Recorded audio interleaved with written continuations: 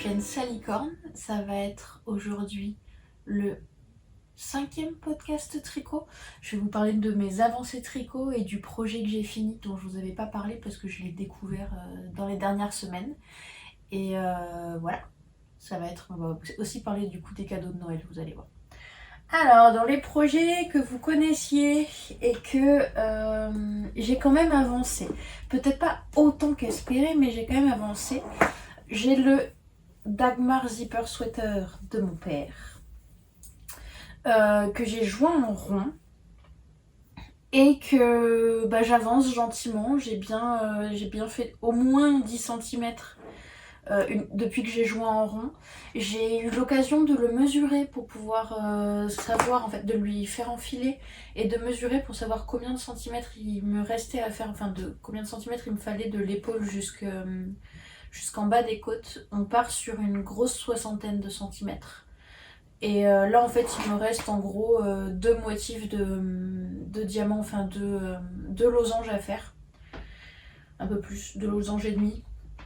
Et après on passera sur les côtes et j'attaquerai les manches qui pour l'instant j'ai pas du tout regardé les grilles, ça est légèrement modifié, c'est les mêmes grilles mais pas dans le même ordre. Donc on verra comment ça se passe. Je sais pas si je vous avais, je pense pas que je vous avais débriefé le col. C'était la première fois que je faisais du tricot double et ça s'est super bien passé. Les explications sont hyper claires. Et j'ai eu juste un doute en fait sur est-ce qu'il fallait que ce soit comme sur le zipper sweater où en fait on vient prendre la fermeture éclair entre une parmenture et le tissu qu'on fabrique par-dessus, ou si en fait, passer le col, la fermeture était directement cousue contre l'envers du tissu. Et là en fait c'est le cas. Donc entre guillemets, la finition est moins jolie que sur le zipper où quand tu l'ouvres, tu vois pas le bord de la fermeture à l'intérieur. Et là on va le voir. Donc voilà. Il y avait ça que j'avais pas saisi et je sais plus, je m'en suis rendu compte en observant des vidéos YouTube de Dagmar Zipper, en regardant de près, en me disant bon il faut que je regarde. Je crois que ou sinon j'ai regardé sur les projets Ravelry quand les personnes l'avaient ouvert, voir si on voyait l'envers de la fermeture à l'intérieur. Donc ça a été une interrogation qui aura duré longtemps, jusqu'à ce que je trouve la bonne photo ou la bonne vidéo pour identifier ça. Mais non, franchement, le montage de col s'est super bien passé. C'est vraiment très joli. Je trouve ça très classe. Bon, il y a des fils de partout. Excusez-moi, mais bon. Voilà, on range un petit peu. C'est très joli. Le fini est magnifique. J'aime beaucoup. Et ça me donne envie, en fait, si je fais un futur zipper sweater, de faire ça à la place de la fermeture normale, enfin du rendu normal. Voilà. Depuis que j'ai joint en rond, j'ai l'impression de vous l'avoir déjà dit, mais peut-être pas. Depuis que j'ai joint en rond, je vois que ma tension en aller-retour et ma tension en rond sont pas du tout les mêmes. J'ai tendance à être un peu plus lâche là en étant dans le rond. Mais par endroits. Aux endroits où je fais des mailles en verre toutes simples, là, où j'ai pas de diagonale, je suis plus lâche.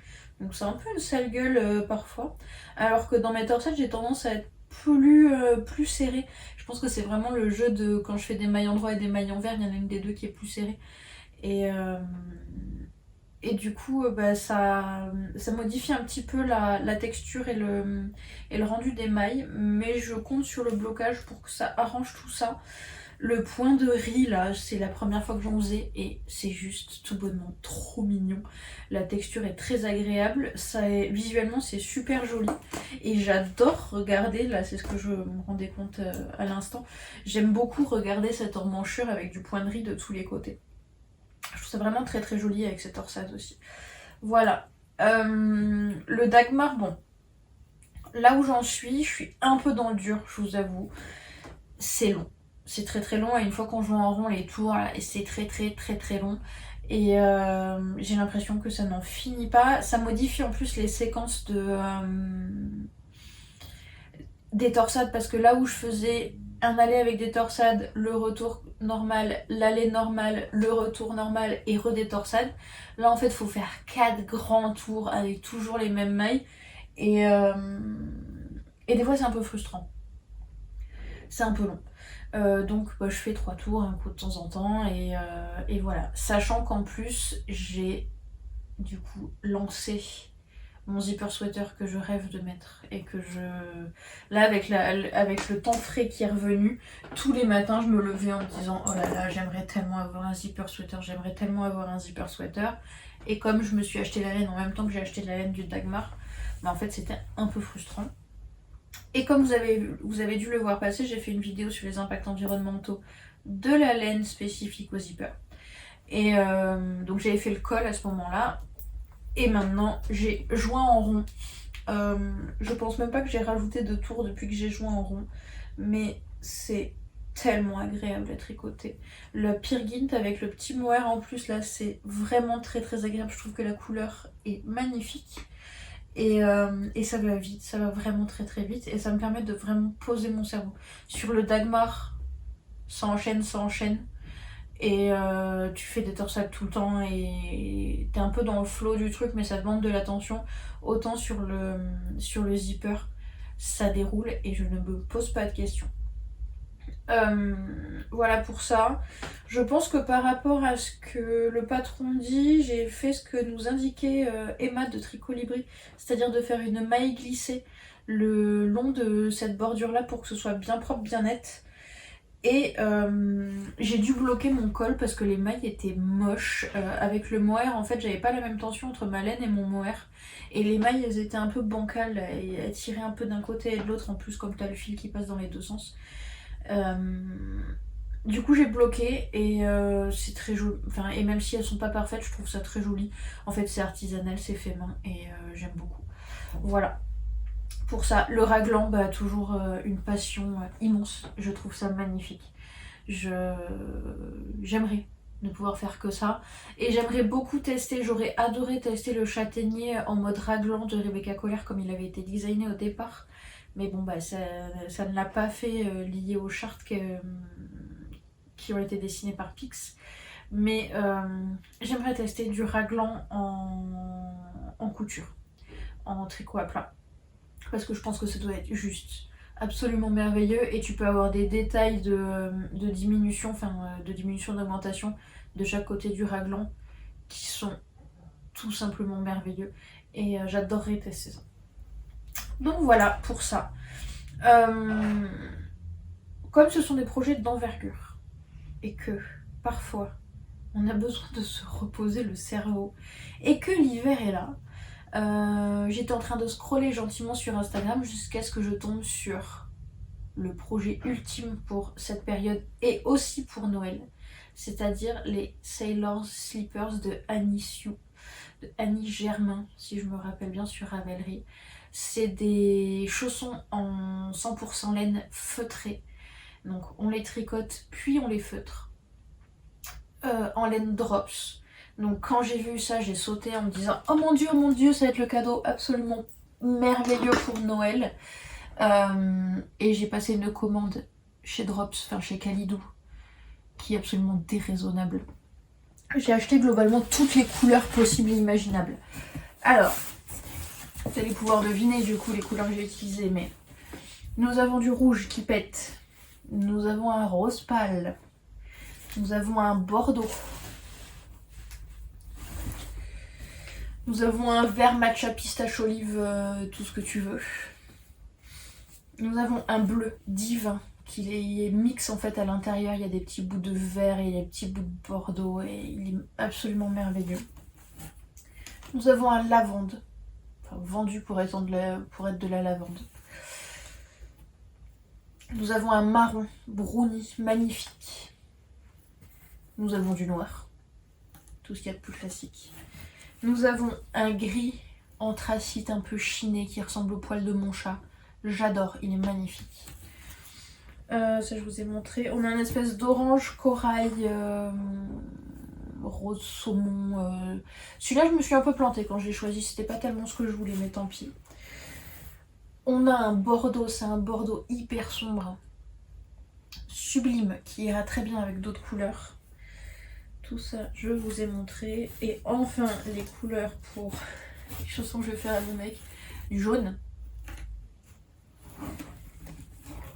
et du vert. Voilà. Autant vous dire que j'ai dévalisé le site, hein, et que ça mérite d'être pas cher. Donc je me suis fait vraiment plaisir. Et donc en gros j'ai en fonction des couleurs, toutes les couleurs un peu vives là, comme ça, toutes les vraies couleurs. J'ai 2 pelotes. Et sinon toutes les couleurs un peu basiques, c'est-à-dire le noir et le gris. C'est vrai que même le marron je l'ai pas pris en plusieurs. J'en ai pris plus parce que mon mec a des pieds plus grands, et aussi parce que le gris sert pour faire une bonne base. Et en fait c'est la couleur dont on a besoin le plus sur le patron. Donc voilà pour ça. Vous avez pu constater que certaines pelotes étaient entamées. Et elles sont entamées parce que j'ai fait mes slippers. J'ai fait mes Sailor Slippers. C'est d'une rapidité absolue, c'est-à-dire que je ne tricote pas très vite, par contre je tricote longtemps. Et en un week-end, en fait, en deux fois 3 heures, 2 fois 4 heures, j'ai tricoté les chaussons. Vous verrez sur d'autres vlogs, enfin sur des vlogs d'autres tricoteuses, en fait on arrive à avoir des espèces de chaussons de clown immenses et qui feutrent, et en fait quand on les met, ça fait vraiment quasi le double de la longueur du pied, et en largeur c'est immense aussi, en fait c'est globalement c'est 4 fois ton pied, la surface. Et une fois que tu le mets à la machine, et ben ça ressort tout rabougri. Les miens ils étaient comme ça, ils étaient minuscules. Et je me suis dit, oh putain, je l'ai mis trop longtemps, trop chaud. Enfin, je savais pas exactement. Et en fait, en tirant dessus gentiment, en rentrant bien les coutures à l'intérieur, parce que c'est des chaussons qui se cousent avec à la fois ce qu'ils appellent du mattress stitch, donc du point de matelas ou point matelassé, et du kitchener parfois, parce qu'en fait, en fonction de l'endroit où on est, les mailles ne sont pas dans le même sens. Ici, vous voyez qu'elles sont horizontales. Enfin, on a les colonnes de mailles dans ce sens-là. Et ici, les colonnes de mailles sont dans ce sens-là. Donc quand tu viens coudre à la jonction, en fait, ici, elles sont comme ça. Et ici, elles sont comme ça. Donc là, tu fais du mattress stitch, du point matelassé. Et là, tu passes sur kitchener, mattress, kitchener, mattress, kitchener, mattress. Au bout ici, je pense que ça c'était les premiers, j'avais pas très bien compris comment il fallait faire, mais globalement c'est du kitchener. Et moi je me suis galérée, enfin je pense que je l'avais pas pris dans le bon sens. Et là-haut tu as un magnifique I-cord qui est d'une simplicité, sachant que l'I-cord, je sais pas si vous savez, mais historiquement en fait ça s'appelait le Idiot cord, donc le cordon tout bête quoi, le cordon idiot, et sauf que c'était pas très vendeur, donc ils ont fini par appeler ça le high cord. Mais voilà, c'est vraiment tout con à faire, c'est génial, c'est magnifique, ça va vite. Et en fait une fois que tu les mets, je suis désolée, je suis un peu malade, je renifle. Une fois que tu les mets, bon là ils sont encore un peu serrés, mais ils vont finir par se faire. Mais en fait t'as des chaussons absolument divins. Voilà, je suis ravie. Je vous conseille, je ne peux que vous conseiller ce patron si vous voulez tester le feutrage. D'ailleurs, je vais remettre mon deuxième chausson, il est là. Hop. En plus, ouais, je sais pas si vous voyez bien, mais c'est sculpté légèrement pour pouvoir faire une forme de pied et tout. J'ai failli me tricoter dessous un petit D et un petit G pour savoir lequel était le droit, lequel était le gauche, mais bon, je me suis dit que j'allais pas galérer et que comme je savais pas comment ça allait donner avec le feutrage, bah, j'ai lâché l'affaire. Je pense que dans ce que je vais faire, quoi qu'il arrive pour ma mère, je vais en faire, ça c'est sûr. Et je pensais les faire dans ces tons-là. Donc avec ça en alternance, lui à l'i-cord et du gris sous la plante de pied. À voir en fonction de ma motivation. Peut-être que je changerai d'avis, que je mettrai du vert, j'en sais rien. Voilà, je sais pas tellement. Mais les couleurs sont très jolies. C'est moins saturé en fait, elles sont légèrement différentes de celles qui sont sur le site web. Pardon, je vous regarde pas. Mais écoutez, j'en suis ravie. Mon mec veut des slippers. Est-ce que j'ai du noir? Oui. Dans ces couleurs-là. Il a envie d'avoir des slippers Jamaïque. Donc je pense que ce sera les prochaines. Il faut que je lui fasse, je crois, en 44. C'est dans le milieu de... Enfin, c'est pas dans le milieu, mais c'est dans la deuxième moitié de la gamme de taille, donc c'est très bien. Ça va le faire. Si vos pointures sont pas dans ce qui est proposé, elle explique comment allonger et comment réduire. Donc c'est vraiment tout bête. Il n'y a pas de prise de tête là-dessus. C'est vraiment le patron ultime. Il y a plein de petites techniques sympas à l'intérieur. À la fin, on a des chaussons merveilleux. Ils sont épais. Alors, c'est de la laine, ça se tricote en 8. Ça pardonne les erreurs et tout, enfin, c'est vraiment génial. Et c'est d'une épaisseur infinie, puisqu'en fait le truc est tellement grand, quand il devient tout petit, il y a tout qui se tasse ensemble et il y a une densité de matière qui est incroyable. C'est raide en fait, j'arrive pas à... Vous voyez, je peux pas flexer quoi. Genre c'est hyper raide, c'est génial. Elle propose aussi, parce que c'est glissant mine de rien le dessous là, donc elle propose aussi de rajouter un petit produit, des petites gouttes de latex sous le dessous pour pas glisser. Je verrai à la longue là comment ça se passe. Mais voilà, c'est vraiment le cadeau ultime de Noël. Je pense que je vais en faire. Ouais, ce que je vous disais, c'est super rapide. Et c'est vraiment pas cher finalement. Chez Kalidou, c'est en gros 2€, 2,50€ la pelote. Et vous avez besoin de... Allez, il y a une pelote sur les 2 pieds pour le dessous. Enfin, pour ma taille en 38-39. Il y a une pelote en entier sur le dessous. Il y a une pelote de chaque en gros. Un peu plus peut-être sur le dessous. Mais vraiment pas beaucoup plus, faut regarder. Ça le fait super bien, ça va vite. Et étonnamment,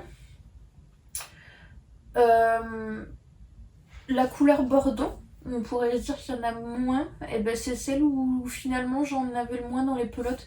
Je pense que le fait de rajouter cette barre là compense pas le fait que j'ai une barre bleue en plus ici. Et du coup, le fait de rajouter celle-là, là, compense pas celle-là. Et donc j'ai un peu plus d'une pelote de bordeaux et à peu près une pelote de bleu, un peu plus d'une pelote de gris et un tout petit bout de la verte. Voilà, globalement pour les